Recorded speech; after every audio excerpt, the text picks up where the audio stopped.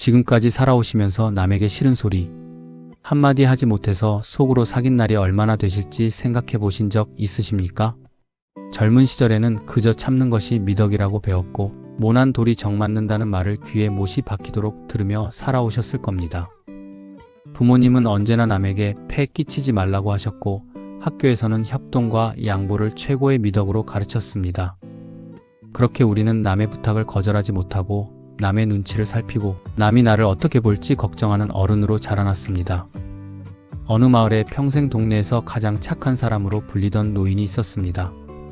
그는 젊어서부터 이웃이 부탁하면 거절한 적이 없었고 가족 모임에서도 자기 의견을 낸 적이 거의 없었습니다.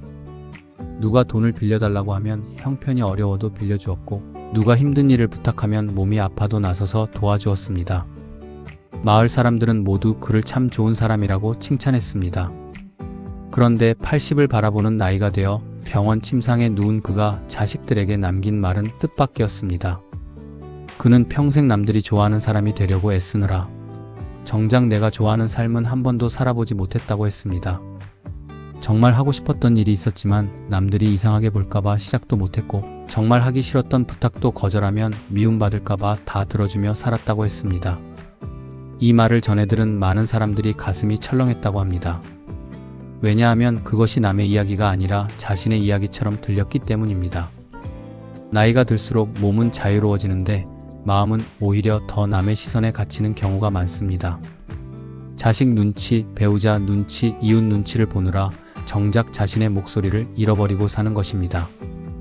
오늘은 나이 들수록 미움받을 용기가 필요한 이유에 관해 말씀드릴까 합니다. 첫 번째, 미움받을 용기란 무엇인가입니다.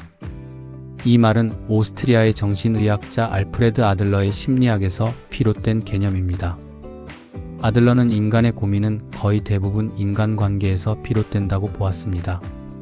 그는 사람이 불행한 이유가 능력이 부족해서가 아니라 남의 평가와 기대에 얽매여 있기 때문이라고 설명했습니다. 그 해법으로 그가 제시한 원리가 바로 과제 분리입니다. 과제 분리란 나의 행동에 대해 다른 사람이 어떻게 느끼고 평가하는지는 그 사람의 몫이지 나의 몫이 아니라는 뜻입니다. 내가 어떤 선택을 했을 때 누군가 서운해하거나 화를 낸다면 그 감정을 처리하는 것은 그 사람의 과제이지 내가 짊어질 과제가 아니라는 것입니다. 이 개념을 대중에게 널리 알린 책이 일본의 철학자 기시미 이치로와 작가 고가 후미타케가 함께 쓴 미움받을 용기입니다. 이 책은 청년과 철학자의 대화 형식으로 아들러 심리학을 풀어내며 전 세계적으로 큰 사랑을 받았습니다. 이 책에서 저자들은 우리가 자유롭지 못한 이유는 남에게 미움받을 용기가 없기 때문이라고 말합니다. 남에게 미움받지 않으려고 내 삶의 방향을 계속 조정하다 보면 결국 남의 인생을 대신 사는 것과 다름없다는 것입니다. 실제로 상담 현장에서도 50대 이후에 찾아오는 분들 중 상당수가 평생 남을 실망시키지 않으려고 애써왔다는 공통점을 보인다고 합니다. 어떤 주부는 결혼 후 30년이 넘도록 시댁 식구들의 요구를 거절해 본 적이 없었습니다. 명절마다 온 가족의 음식을 혼자 다 준비했고 시댁 어른들의 잔소리도 한마디 대꾸 없이 들었습니다. 그러다 몸이 상해 큰 수술을 받고 나서야 처음으로 이번 명절에는 힘들어서 다 준비하기 어렵다고 말을 꺼냈습니다. 처음에는 며느리가 변했다는 말도 들었지만 시간이 지나자 오히려 가족들이 그녀의 건강을 더 챙기기 시작했고 관계도 한결 편안해졌다고 합니다. 미움받을 용기란 남을 일부러 미워하게 만들라는 뜻이 아닙니다. 남의 평가에 내 인생을 저당 잡히지 않겠다는 결심입니다. 두 번째, 착한 사람 콤플렉스가 노년의 화병을 만든다는 것입니다. 화병은 우리나라에서만 쓰이는 독특한 표현으로 미국 정신의학회의 진단 편람에도 한때 한국인에게 특징적으로 나타나는 문화 관련 증후군으로 소개된 적이 있을 만큼 잘 알려진 증상입니다. 화병은 오랜 세월 감정을 참고 억누르며 살아온 사람에게 가슴이 답답하고 열이 오르며 잠을 이루지 못하는 증상으로 나타납니다. 국내 정신건강 전문가들의 임상 사례를 보면 화병을 앓는 환자들의 상당수가 평생 남에게 싫은 소리를 못하고 속으로만 사겨온 사람들이라는 공통점을 보입니다. 어느 어머니는 며느리와 갈등이 있어도 늘 좋은 게 좋은 거라며 참기만 했습니다. 서운한 일이 있어도 내색하지 않았고 화가 나도 웃는 얼굴로 넘어갔습니다. 그런데 시간이 지날수록 가슴이 답답하고 화가 치밀어 오르는 증상이 나타나 병원을 찾았습니다. 의사는 그녀에게 마음속 화를 표현하지 못하고 눌러온 것이 원인이라고 진단했습니다. 그녀는 진료실에서 처음으로 지난 세월 쌓아온 서운함을 눈물로 쏟아냈다고 합니다. 참는 것이 곧 미덕이라고 배워온 세대일수록 이런 증상을 겪는 경우가 많습니다. 문제는 참는다고 해서 그 감정이 사라지는 것이 아니라 몸속 어딘가에 쌓인다는 점입니다. 심리학에서는 이를 억압된 분노라고 부르는데 표현되지 못한 감정은 소화기 질환이나 두통, 불면증 같은 신체 증상으로 나타나는 경우가 많다고 합니다. 나이가 들어서까지 남을 실망시키지 않으려고 억누른 감정은 결국 몸이 대신 앓게 됩니다. 그래서 전문가들은 나이가 들수록 오히려 자기 감정을 솔직하게 표현하는 연습이 필요하다고 조언합니다. 싫은 것은 싫다고, 힘든 것은 힘들다고 말할 수 있어야 몸도 마음도 건강하게 나이 들어갈 수 있다는 것입니다. 감정을 표현하는 연습은 거창할 필요가 없습니다. 오늘 힘들었다고 가족에게 한마디 털어놓는 것부터 시작해도 충분합니다.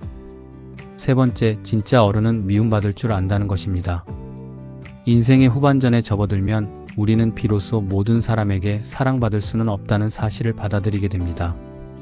그리고 역설적으로 그것을 받아들이는 순간부터 관계는 오히려 더 건강해집니다. 성경 잠언에는 사람의 마음에 있는 계획은 많아도 오직 여호와의 뜻이라야 완전히 선다는 말씀이 있습니다. 이는 우리가 모든 사람의 마음에 들려고 애쓰기보다 자신에게 떳떳한 삶을 살아야 한다는 지혜로도 새겨볼 수 있습니다.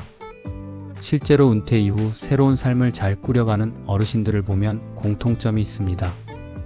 그들은 모든 모임에 다 참석하지 않고 원치 않는 부탁은 정중히 거절하며 자신에게 필요한 시간과 에너지를 지킬 줄 압니다. 어느 은퇴한 교사는 후배 교사들의 온갖 부탁을 다 들어주던 사람이었습니다. 퇴직한 뒤에도 후배들의 부탁이 끊이지 않았고 거절하지 못해 몸도 마음도 지쳐갔습니다. 그러다 정말 하고 싶었던 그림 그리기를 배우기로 결심하면서 처음으로 부탁을 거절하는 연습을 시작했습니다. 은퇴 후 처음으로 하고 싶은 일을 우선순위에 두기 시작하면서 오히려 지인들과의 관계가 더 진솔해졌다고 말했습니다. 사람들이 그를 덜 만만하게 보게 되었고 대신 더 존중하게 되었다는 것입니다. 이것이 바로 진짜 어른의 태도입니다. 모든 사람에게 좋은 사람이 되려는 마음을 내려놓을 때 오히려 진짜 나를 좋아해주는 사람들과의 관계가 깊어지는 것입니다. 아들러는 인생의 과제를 다 짊어지려 하지 말라고 말했습니다. 내가 짊어질 수 있는 것은 내 몫의 삶뿐이며 남의 평가와 기대는 내가 통제할 수 있는 영역이 아니라는 것입니다. 이 사실을 받아들이는 순간 우리는 비로소 자유로워질 수 있습니다. 지금까지 나이 들수록 미움받을 용기가 필요한 이유에 관해 말씀드렸습니다. 첫 번째, 미움받을 용기란 남의 평가에 내 인생을 저당 잡히지 않겠다는 결심이라는 것이었습니다. 두 번째, 참기만 하는 착한 사람 콤플렉스가 결국 노년의 화병으로 이어진다는 것이었습니다. 세 번째, 진짜 어른은 모든 사람에게 사랑받으려 하지 않고 미움받을 줄 안다는 것이었습니다. 인생의 후반전에 이르러서는 남의 눈치보다 내 마음의 평화를 먼저 돌보시기를 바랍니다. 지금까지 바른 라디오를 들어주셔서 감사합니다.